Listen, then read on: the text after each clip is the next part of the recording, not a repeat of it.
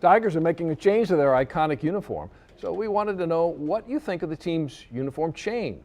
Do you love it, hate it, or what has changed, you might ask? You can vote right now on our app and at WXYZ.com. And while players arrive in town for the Winter Caravan, an ode to the past returns to those Tiger jerseys. Brad Galley here with more on all this. Brad? Yeah, the Tigers' Old English D logo has represented the team and really the city since 1904, but it's been decades since it's actually appeared on the uniform, the original one. The Tigers are changing that and altering one of the most iconic and truly one of the simplest uniforms in sports.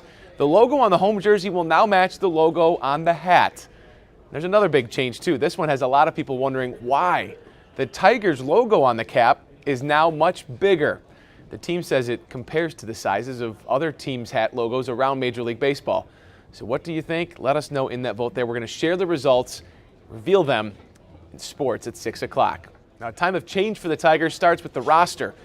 They're going to be bad this year and next year and maybe longer than that, but the rebuild is in full swing today with players in town and venturing out into the community. They gave people a taste of baseball in January. Casey Hollins has more. Of course, the Tigers Caravan is all about kicking off the season, but it's also a way for the guys on the team to get out in the community and say thank you. They made a lot of stops today, the first of which was here at the U.S. Coast Guard Sector Detroit.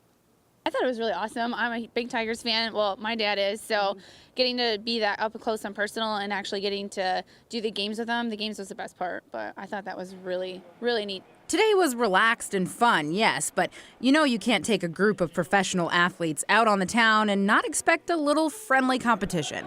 It definitely kind of humanizes them, I guess, a little. You know, it's because you see people out there doing stuff that there's no way I can throw a ball at 90 miles an hour, you know, and then you see people that's like, wow.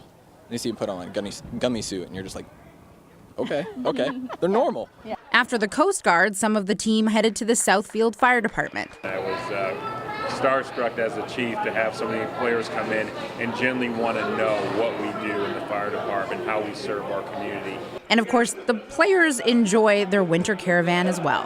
Kicks everything off. You get excited because you know baseball season's right around the corner. It's great. I mean, it's going to be fun seeing everybody and, you know, taking some pictures and some autographs. You know, all the fans are excited to see us. That's why we're excited to see them and get together and do some things with them. And the fun is not over yet. It's really just beginning. Tomorrow, the Tigers are going to make their annual stop at Cobo at the North American International Auto Show. For now, reporting in Detroit, Casey Hollins, 7 Action Sports.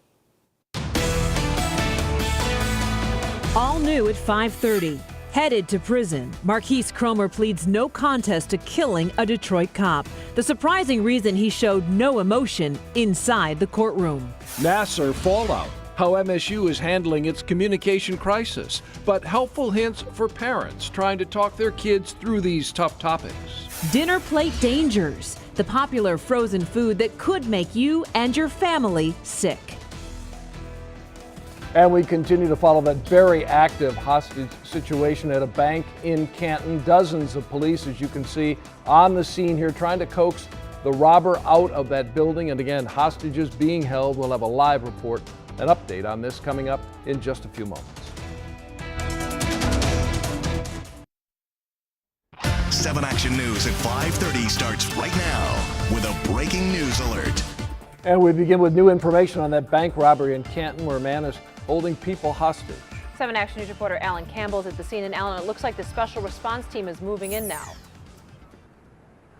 Yeah, we've seen a lot of movement here within the last couple minutes or so. Just take a look. I'll get my photographer Jake to zoom in to the side of the Citizens Bank there. You can see the special operations team. They've moved in for the last 5 minutes or so, kind of getting closer to the bank there. Now, this whole situation unfolded about 2 hours ago when a suspect went inside the Citizens Bank on Canton Center Road. And then what we know now is that Canton Police and the Western Wayne Special Operations Team are negotiating with that suspect inside the bank. We're also told that there are several employees inside that bank right now. We're not sure an exact number, however, but we do know that Canton Center Road, just north of Cherry Hill, is shut down right now as this is a very active scene out here. We're also told no injuries have been reported. Several people are around this area, as you can see right now, just kind of watching, seeing what is unfolding here. Canton Police are asking asking folks to stay out of this area, especially if you're going to be driving through the intersection of Canton Center Road and Cherry Hill, while they continue to negotiate with the suspect inside the Citizens Bank. Again, we do know that that suspect does have several employees inside the bank. We're not sure exactly how many. Right now, we're told, however, no injuries have been reported. But again, that special operations team moving in now, moving trucks closer to the Citizens Bank and now moving against the wall there. So it seems like something is going to be happening here shortly. Of course, we'll be keeping you up to date live, both on air and online at WXYZ.com. We'll send it back to you guys. Alan, thank you. We'll hope this ends well. Appreciate the update there. The trial for the man accused of killing a Detroit police officer takes a dramatic turn today. Marquis Cromer is now pleading guilty to second-degree murder. 7 Action News reporter Brian Abel joins us with more on what led up to this plea deal, Brian. Yeah, the murder trial for Sergeant Kenneth Steil is now over. 22-year-old Marquis Cromer pleading guilty, no contest, but mentally ill today to second-degree murder. Responding to a sighting of a carjacking and shooting suspect in September of 2016, Detroit Police Sgt. Kenneth Steil was shot in the shoulder by the suspect identified as Marquis Cromer. Steil would die days later from complications of the sawed-off shotgun wound.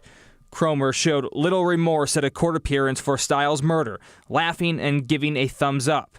Despite claims of not being mentally competent to stand trial, a judge disagreed. A day after Cromer's father testified he was shot in the foot by his son before Sergeant Steil's shooting, Cromer reached a deal with prosecutors. And how do you wish to plead a 1 count of second-degree murder on felony firearm on case 173973? No contest. Now, Cromer will serve anywhere from 35 to 75 years in jail for the murder charge. He also pled guilty with mental illness to assault with intent to murder and carjacking. Those sentences ranging, the first one 5 to 10 years and up to 30 years for the second, to run at the same time as the murder sentence. Cromer will be sentenced February 1st. Reporting live in studio, Brian Abel, 7 Action News. Brian, thanks.